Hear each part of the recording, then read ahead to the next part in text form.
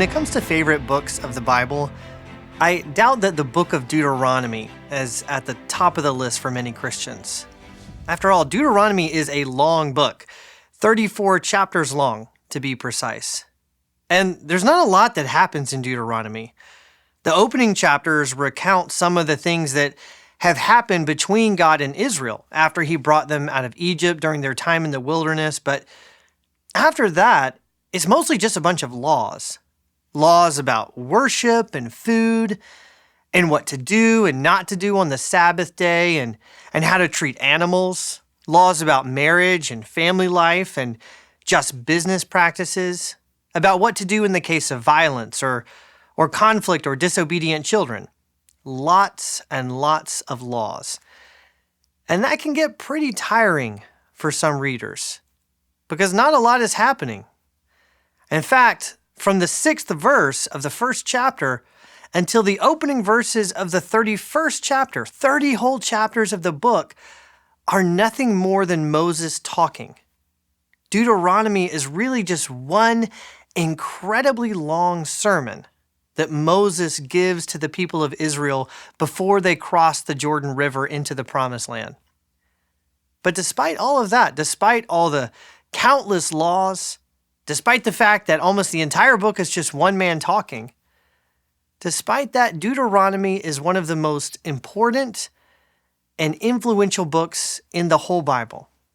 And that's true for both Jews and Christians alike.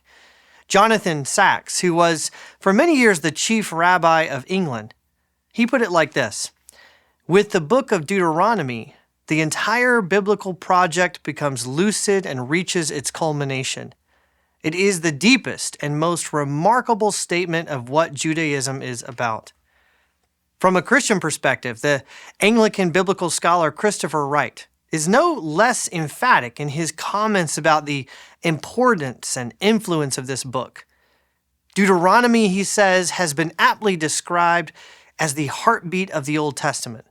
Feel the pulse of Deuteronomy, and you are in touch with the life and rhythms of the Hebrew Bible.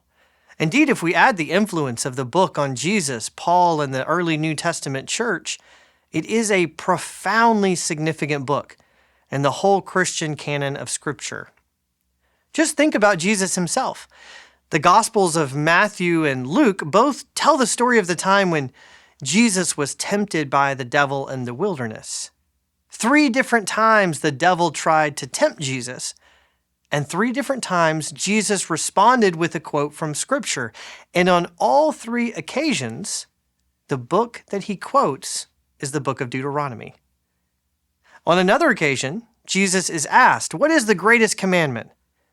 And again, he responds with a verse from Deuteronomy. And it's not just Jesus. The book of Deuteronomy is quoted more than 80 times in the New Testament. And long after the New Testament was written, it continued to play a major role in the Christian tradition. Of all the books in the Bible, Deuteronomy includes probably the fullest and most comprehensive vision for social and political life. So it should come as no surprise that when early modern religious and political leaders began to reform and reconstitute their laws, it was the book of Deuteronomy to which they usually turned for guidance. From Switzerland to Holland to England and Scotland, political leaders instituted social reforms inspired by Deuteronomy. Likewise, when the American founding fathers began to establish a republican style of government and a system of laws to govern their new nation, this was the book from which they often sought wisdom. In fact, one historian has recently observed that the American founders quote the book of Deuteronomy twice as often as they quote the entire writings of John Locke, who is probably the most influential political philosopher of his day. So, Deuteronomy is important, or at least it has been. And it's not just because of all the laws. In fact, sometimes people draw the wrong conclusions from all those laws. Sometimes when we read all the laws in the book of Deuteronomy, we we start to think, this is a really legalistic book. And it's a book that just seems to be focused on rules and commands. And understandably, some Christians are very put off by that. After all, isn't it true that as Christians we live under grace and not under law? But to read Deuteronomy that way is to misunderstand it. Yes, there are many laws in this book, but if you pay attention, you'll also notice that there's quite a lot of grace and forgiveness as well.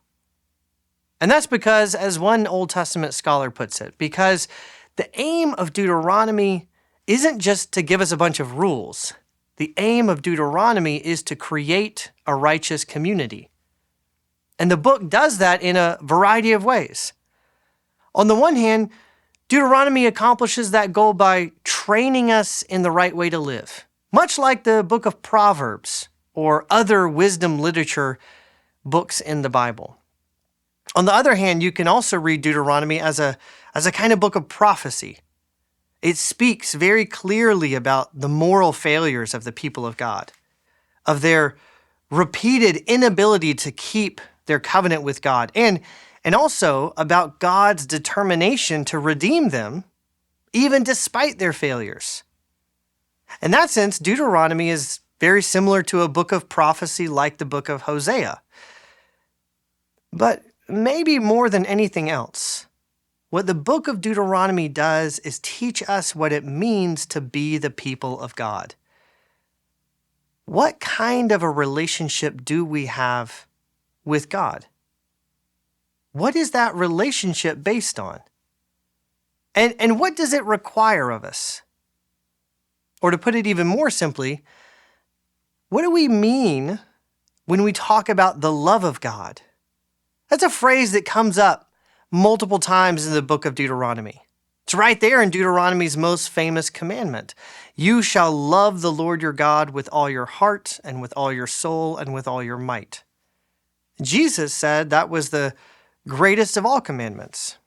And to this day, observant Jews recite that commandment every single day. But what does it mean? What does it mean to love God? Is Moses talking about a feeling, about an affection of the heart, or is it something else?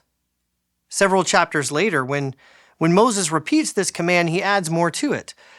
And now, Israel, what does the Lord your God require of you but to fear the Lord your God, to walk in all his ways, to love him, to serve the Lord your God with all your heart and with all your soul, and to keep the commandments and statutes of the Lord which I am commanding you today for your good. And then again, just a paragraph later, you shall therefore love the Lord your God and keep his charge, his statutes, his rules, and his commandments always. Apparently, loving God involves more than feelings. It involves more than adoration or affection. Apparently, loving God involves serving him and obeying his commands, which really fits very well with what Jesus tells his own disciples. You remember what he says to them in the Gospel of John? You remember how he explains what it means to love him? If you love me, he says, you will keep my commandments. Sometimes we forget that. We all know we're supposed to love God, but sometimes we forget that loving God means serving God, walking in his ways, obeying his commands.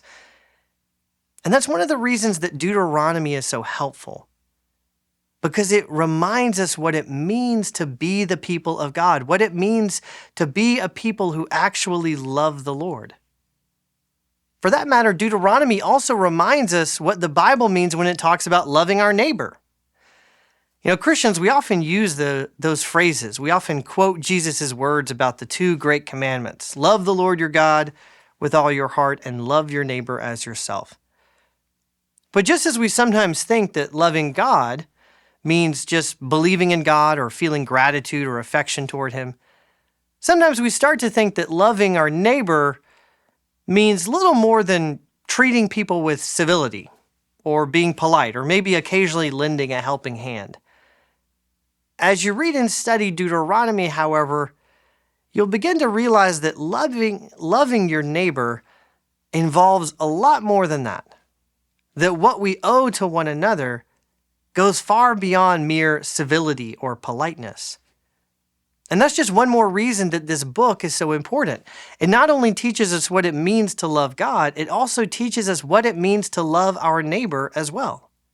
Finally, Deuteronomy teaches us something even more profound about this phrase, the love of God. You know, that phrase can mean a couple different things. On the one hand, as I've been discussing, the love of God can refer to our love for God.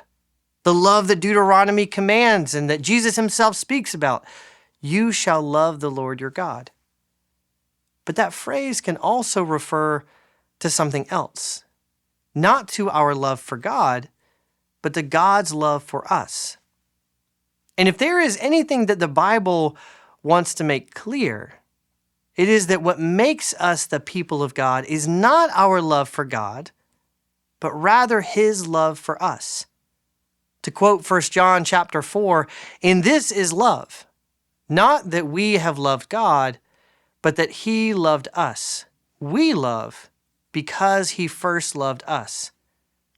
I think that's one of the reasons that Christians sometimes avoid books like Deuteronomy. Because when you read it and all the laws and you read all these stipulations, all of its talk about blessings and curses at the end of the book, it sounds as if Israel's relationship to God is very different from our relationship to God. Our relationship with God is based on love, but theirs, it seems, was based on moral performance. As long as you do good, then I'll do good to you. That's a common misconception, and actually Deuteronomy makes it clear that's not at all true. Because Deuteronomy doesn't just talk about our love for God, but also very clearly it talks about God's love for us. Moses explains this in chapter 7 when he reminds the people of Israel of how they first became the people of God. It is not because you were more in number than any other people that the Lord set his love on you and chose you, for you were the fewest of all peoples, but it is because the Lord loves you.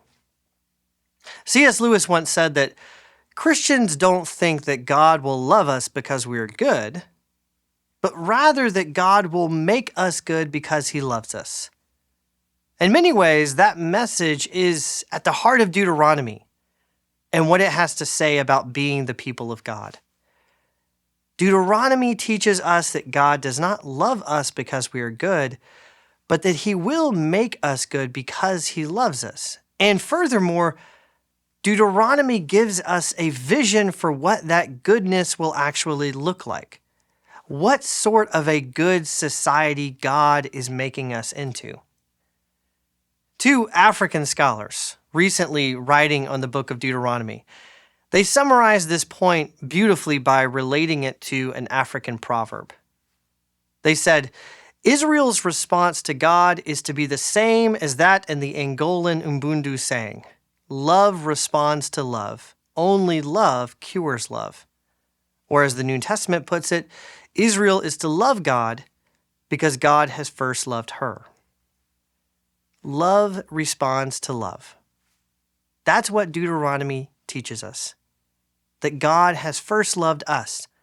That we are to love God in return. And that the way we love God is by walking in his ways and being his people in the world.